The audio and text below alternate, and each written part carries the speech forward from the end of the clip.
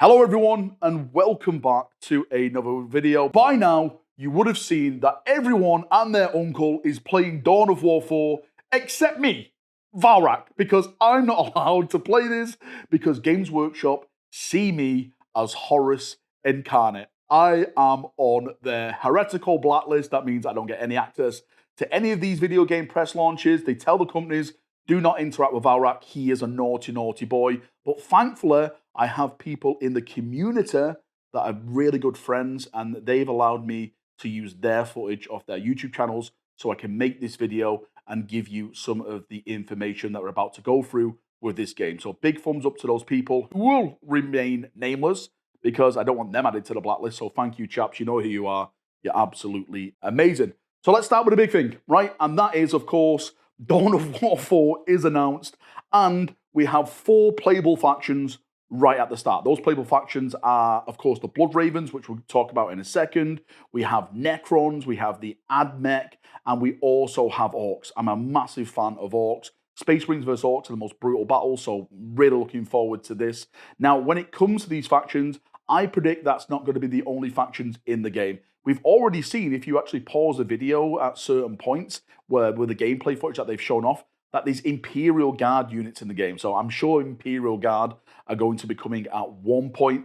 With the information that's out at the moment, like I said, the 4 playable factions, there's 4 campaigns. And what it means by 4 campaigns is that with the release trailer that we saw with the CGI trailer, Cyrus was absolutely just butchered in front of us. Like, he was stuck through the gut, he died. I was like, oh my God, they killed off Cyrus. Apparently not. It's a campaign system where if you play as Blood Ravens, that means you can play as Cyrus as the commander, and you can destroy the Necron Lord and make that type of story. If you want to play as the Necrons, then you can play as like the Necron Lord and destroy Cyrus and make that type of story. That is what the narrative they're going with this game. Orcs, Admech, of course, they get their own campaign systems. And from what I've learned, it's not a cross-campaign system. So if you want to play as Blood Ravens from start to finish, you can do. If you want to play as Orcs from start to finish, you can do. Necrons from start to finish, Admech from start to finish.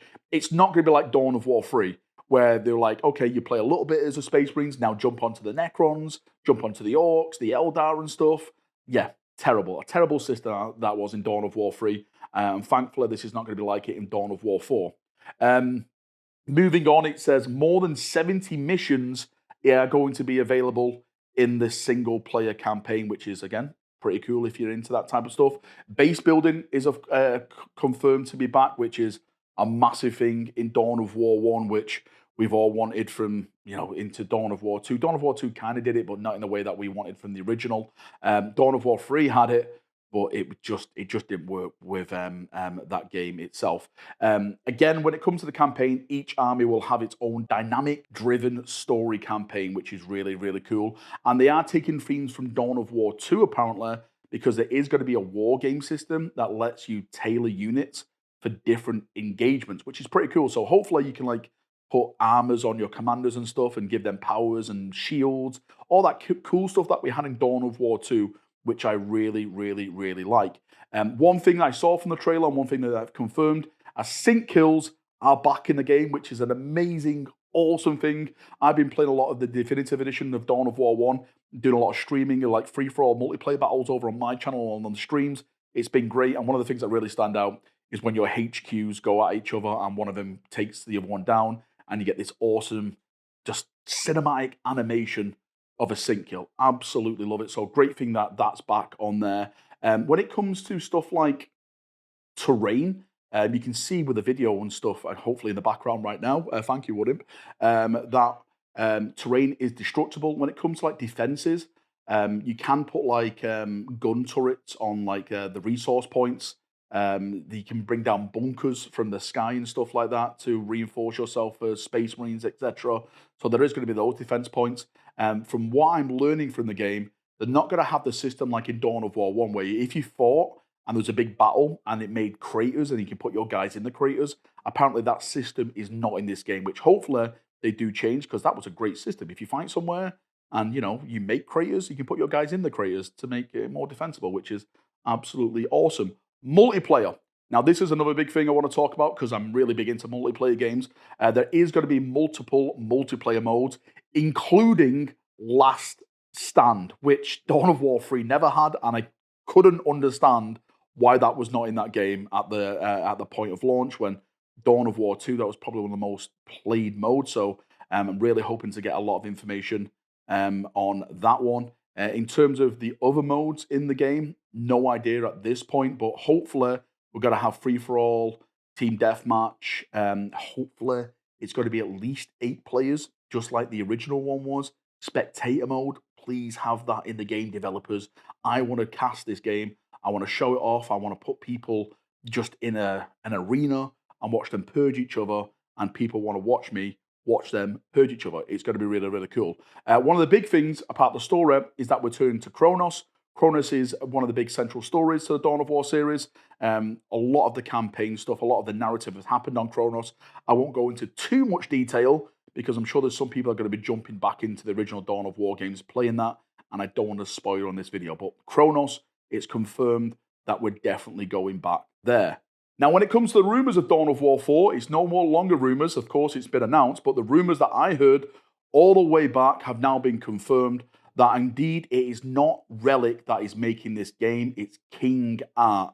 Now, King Art also made an RTS game called Iron Harvest, which I haven't played. I've heard good things about it. I've also heard bad things about it. Again, I haven't played it, so I can't really comment on it. But this studio has worked on an RTS genre before. So fingers crossed, I have my hopes that they will know what to do and hopefully make a very, very good game for us in this Dawn of War franchise. Again, going back to Dawn of War 3, that was a Relic game, if I'm not mistaken. Please correct me if I'm wrong. And it just didn't hit the mark. Not to talk about Dawn of War 3 that much, but one of the big comments I keep seeing about Dawn of War 4 is that a lot of people think it looks like Dawn of War 4. Initially, when I first saw this game, I was like, ooh, that kind of looks like Dawn of War 4 a bit. And I think in certain areas it does with certain things like some of the animations. But in terms of like the combat, which I've been looking at more and more with videos and everything like that, it's definitely not going to be like Dawn of War 3. I think it's going to have its own combat system, like the dreadnoughts going in. Like combat seems to last longer. The problem with Dawn of War 3 is that you made a massive army and it was gone in 10 seconds. It was just literally wiped out. Where this one, it looks like the units are moving a little bit more cooler. When I say cooler, like Dawn of War 3, they were a bit more, I don't know, they're a bit more over the top, as stylized animations. Where this one, it looks and feels a little bit more grimdark. Again, I haven't had a hands-on preview, so I can't really go into information about it. But it's looking like it's not going to be like Dawn of War 3, which again is a massive, massive win in my eyes. From the feedback that I've been hearing about from people who have played the game, they're saying to me that this does feel like the original Dawn of 1 game, which is great because I trust these people who are actually telling me this. They're friends of mine in the Warhammer community. Again, that's all I can do at this moment is trust their view on this. This is, I think, what we want as fans. We just want the original Dawn of War 1 game,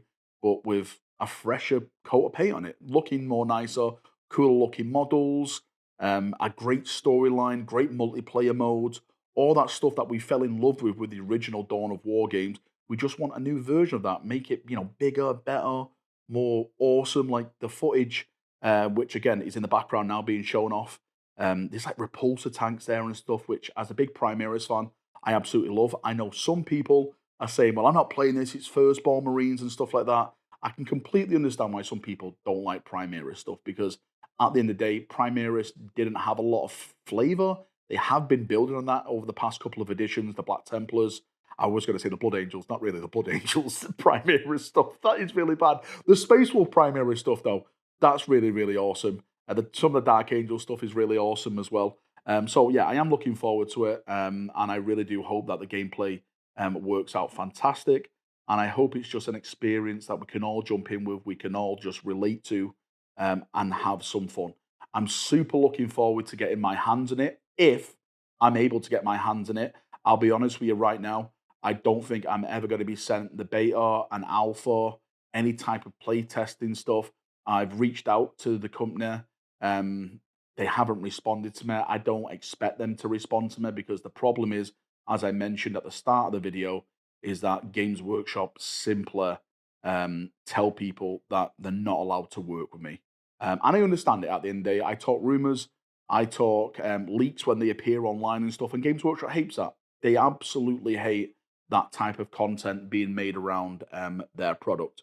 And that's just the way it is at this moment in time, ladies and gentlemen. You know, I was a bit upset when they first banned me, but I've got over it. I'm a big boy.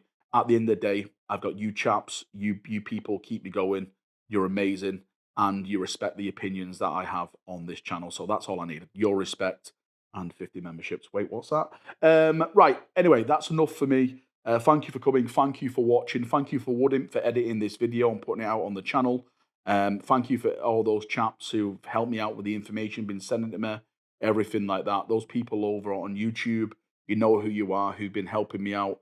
You're absolutely brothers in arms, and I couldn't do this without you. I'll always owe you one because you're absolutely amazing people. Thanks for coming. Thanks for watching. If you've got any thoughts, feedback, anything like that, post it down below, and I'll have a nice little chin wag down there as we always do. See ya. Have a great day, and bye-bye.